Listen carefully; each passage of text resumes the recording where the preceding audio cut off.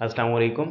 Cardiovascular disorders में आज हम हाइपरटेंशन एंड हाइपोटेंशन के टॉपिक को डिस्कस करेंगे। सो हाइपरटेंशन से स्टार्ट करते हैं। Hyper mean high and tension mean stretch और टाइटनेस यानी प्रेशर। सो हाइपरटेंशन का मतलब बनता है हाई प्रेशर। और किसका pressure? Blood pressure. Definitely cardiovascular disorders discuss कर रहे हैं हम। सो इसे हम हाई ब्लड प्रेशर भी कहते हैं हाइपरटेंशन को। Second name of hypertension is high blood pressure. Hypertension क्यों होती है? इसकी 4 रीज़न होती हैं, यानी 4 चीज़ें अगर ब्लड में होती हैं तो आपको हाइपरटेंशन होगी। Number 1, increase in blood volume. अगर आपका ब्लड वॉल्यूम इंक्रीज हो जाता है डेफिनेटली वेसल्स के अंदर, फिर प्रेशर बढ़ेगा तो ब्लड प्रेशर हाई होगा। इंक्रीज इन हार्ट बीट, आपका हार्ट जो है वो स्पीड से धड़क रहा है, डेफिनेटली वो ज़्यादा प्रेशर भेज रहा है किसकी तरफ? वेसल्स की तरफ। सो आपका ब्लड प्रेशर हाई होगा। Increase in heart stroke, heart की जब पावर ज़्यादा होती है उसे हार्ट स्ट्रोक बोलते हैं। सो जितना पावर के साथ वो धड़केगा उतना ज़्यादा वो पल्स जनरेट करेगा, उतना प्रेशर क्रिएट करेगा। सो उससे भी ब्लड प्रेशर हाई हो सकता है। एंड वैसो कंस्ट्रिक्शन, अगर आपकी जो वेसल्स हैं वो तंग हो चुकी हैं अंदर से तो भी ब्लड प्रेशर हाई होगा, क्योंकि उनमें टेंशन ज़्यादा लगेगी। और ब्लड प्रेशर तो हम जानते ही हैं क्या होती है, एक फोर्स होती है जो आर्टरीज़ की वाल्स के ऊपर ब्लड की वजह से लग रही होती है। सो इन सब चीज़ों की वजह से आपको हाई ब्लड प्रेशर देखने को मिलेगा। बट मोस्ट कॉमनली ये सारी चीज़ें नॉर्मल रेंज में चली जाती हैं दोबारा से, जिसे हम रेगुलेशन ऑफ ब्लड प्रेशर बोलते हैं। बट इफ़ अगर ये वाली कंडीशंस आपको ओवर द टाइम कॉन्स्टेंटली देखने को मिलती हैं, यानी आपका जो ब्लड प्रेशर लेवल है वो नॉर्मल रेंज से हाई रहता है कॉन्स्टेंटली, जब भी आप चेक करें हाई रहता है, सो उस वक्त हम सजेस्ट करते हैं या डॉक्टर सजेस्ट करते हैं कि the patient have high blood pressure. और नॉर्मल रेंज क्या होती है? 120/80, है ना, ये नॉर्मल रेंज होती है। सो एडल्ट जो है, जो बिल्कुल यंग हैं, उनके अंदर अगर ब्लड प्रेशर जब भी आप चेक करें इस नॉर्मल रेंज से हाई होता है, ग्रेटर देन 120/80, तो हम सजेस्ट करते हैं ही हैज़ अ हाइपरटेंशन। और जैसे जैसे फिर एज बढ़ जाती है तो ज़्यादा एज के जो लोग हैं उनके अंदर ये रेंज जो है ये हाई हो जाती है, मतलब 140/90 से अबव अगर होता है तो उसे हम हाइपरटेंशन कंसिडर करेंगे, क्योंकि एज के साथ कुछ फैक्टर्स ऐड हो जाते हैं, उनकी वेसल सख्त हो जाती हैं। सो उनके लिए नॉर्मल 130/85 या 90 ये भी नॉर्मल होता है। सो इससे जब अबव होगा तो हाइपरटेंशन होगा। अब हाइपरटेंशन चलें डिजीज़ तो होगी, इसके काजेज़ क्या होते हैं, सिम्टम्स क्या होते हैं, रिस्क फैक्टर, कॉम्प्लिकेशंस, ये सारी चीज़ें देखते हैं, फिर हाइपोटेंशन की तरफ चलेंगे।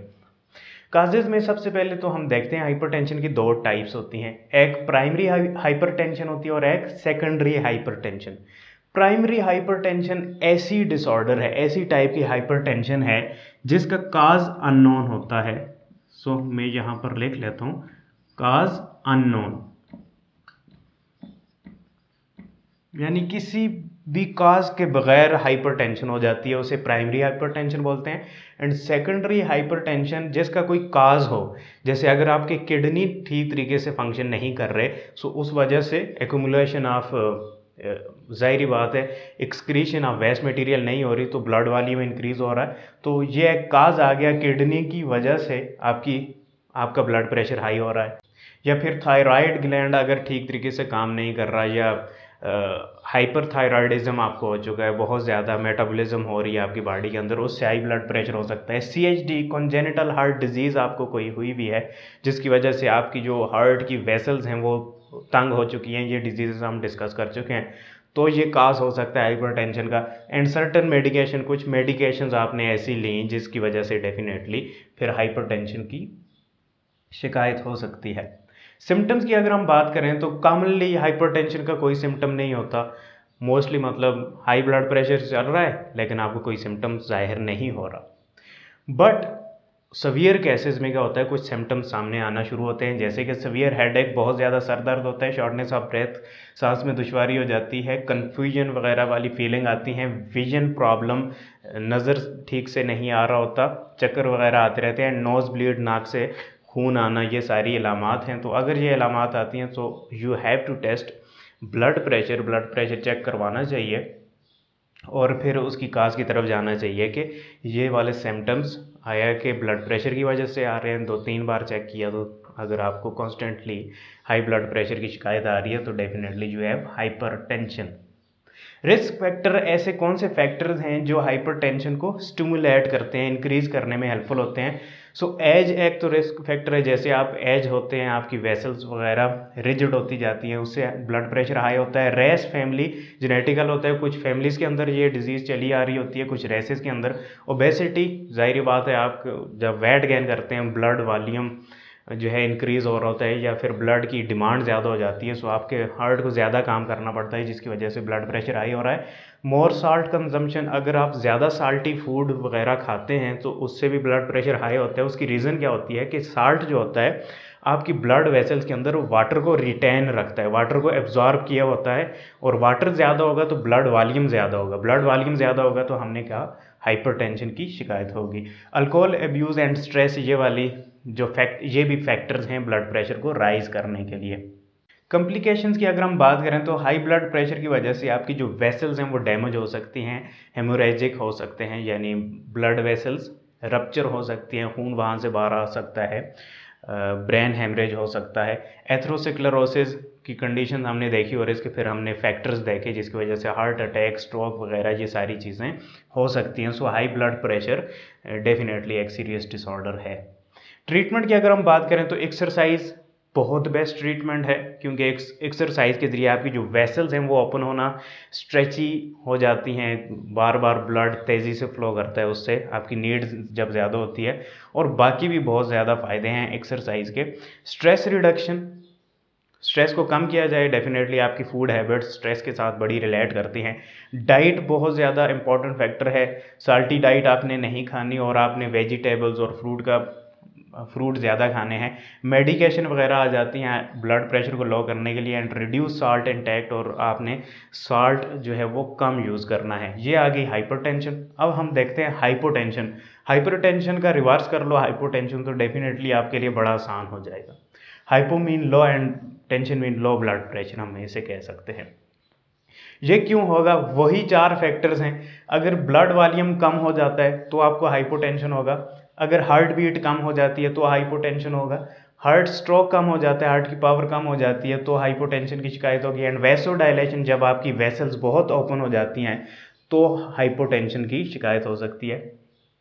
ब्लड प्रेशर की रेंज इसमें हम कैसे मेजर करते हैं, यानी हाइपोटेंशन को कैसे मेजर किया जाता है, तो अगर 90/60 से ब्लड प्रेशर लो है, लेस देन 90/60 से है, और ये कॉन्स्टेंटली आ रहा है, जब भी चेक करें यही रेंज आ रही है, तो हम कहते हैं कि इन पेशेंट्स को, इन मरीजों को क्या है, हाइपोटेंशन की शिकायत है। सिम्टम्स इसके क्या हो सकते हैं? जाहिर बात है जब ब्लड प्रेशर लो होगा तो आपके ऑर्गन्स होंगे, ब्रेन होंगे, इनको ब्लड अच्छे से सप्लाई नहीं हो पाएगा, सो ये अच्छे से एनर्जी नहीं जनरेट कर पाएंगे, सो आपको थकावट और डिजीनेस इस टाइप की सिम्टम्स अपीयर होंगे। डेफिनेटली क्या होंगे? डिजीनेस, थकावट वगैरह, चक्कर वगैरह आएंगे आपको, अनस्टेडनेस, आपको खड़े हुए होते हुए भी आपको चक्कर आते रहेंगे, ब्लरिंग विजन, ठीक से नज़र नहीं आएगा, धुंधला धुंधला नज़र आएगा, बाज़ सम टाइम ये सिम्टम्स अपीयर होते हैं, हर वक्त नहीं होते, ठीक है। वीकनेस, कमज़ोरी हो जाती है, फटीग, थकावट, नाजिया, जी मत लाता है, कुछ खाने को जी नहीं करता, एंड फैंटिंग, बेहोशी और कमज़ोरी हो जाती है। और मोस्ट ऑफनली आप देखेंगे बैठ के जब उठते हैं एकदम से, मतलब ब्लड की सप्लाई हाई होती है ब्रेन को, तो आपको चक्कर आना शुरू हो जाते हैं, and you have low blood pressure. Causes की अगर हम बात करें तो इसकी काजेज़ प्रेगनेंसी हो सकती है, क्योंकि प्रेगनेंसी में बहुत ज़्यादा चेंजेस हो रही होती हैं आपके बॉडी के अंदर, फीमेल्स की बॉडी के अंदर। हार्ट प्रॉब्लम, कोई हार्ट का प्रॉब्लम है, जैसा कि कोई वाल्व वगैरह तंग है, सो ब्लड जो है पूरी बॉडी में ठीक तरीके से नहीं जा रहा, जैसे कि कॉन्जेनिटल हार्ट डिजीज़ में, कुछ डिजीज़ में ऐसा हो सकता है। डिहाइड्रेशन, अगर आपकी बॉडी में वाटर की बहुत ज़्यादा कमी हो चुकी है तो ये हाइपोटेंशन हो सकती है। ब्लड लॉस, किसी वजह से आपको कोई एक्सीडेंट हुआ है या कोई भी आपका बहुत ज़्यादा ब्लड लॉस हो गया तो डिक्रीज़ इन ब्लड वॉल्यूम होगा तो हाइपोटेंशन की शिकायत हो सकती है। हार्मोनल प्रॉब्लम्स हो सकती हैं, जैसे कि थायराइड हार्मोन्स होते हैं, हाइपोथायरॉयडिज्म हो सकता है, आपका मेटाबॉलिज्म बहुत ज़्यादा स्लो हो चुका है, एंड लैक ऑफ न्यूट्रिएंट्स, और अगर न्यूट्रिएंट्स की कमी हो जाती है तो भी हाइपोटेंशन हो सकती है। न्यूट्रिएंट्स की कमी की वजह से कैसे, कि न्यूट्रिएंट्स अगर प्रॉपर नहीं मिलेंगे जैसे कि फॉलिक एसिड वगैरह, तो आपके रेड ब्लड सेल्स जो हैं वो ठीक तरीके से नहीं बनेंगे, और रेड ब्लड सेल्स की अमाउंट अगर लेस हो जाती है तो डेफिनेटली आपका ब्लड वॉल्यूम लेस हो जाएगा। सो न्यूट्रिशन बहुत ज़रूरी है ब्लड सेल्स की सिंथेसिस के लिए। ट्रीटमेंट की बात करें तो वही ट्रीटमेंट जो हाइपरटेंशन में उसी टाइप की ट्रीटमेंट्स हैं। High salt and protein diet, hypertension में आपने लो साल्ट वाली डाइट लेनी है, जहाँ पर आपने हाई साल्ट वाली डाइट लेनी है और प्रोटीन भी हाई रखनी है डाइट के अंदर। स्टे हाइड्रेटेड, पानी ज़्यादा पीना है, हाइड्रेटेड रहना है, एंड एक्सरसाइज, ये सारी जो ट्रीटमेंट्स हैं ये हेल्पफुल होती हैं to control the hypotension. Hopefully आपको लेक्चर समझ में आया होगा। नेक्स्ट लेक्चर तक के लिए मुझे इजाज़त दें। शुक्रिया, अल्लाह हाफिज़।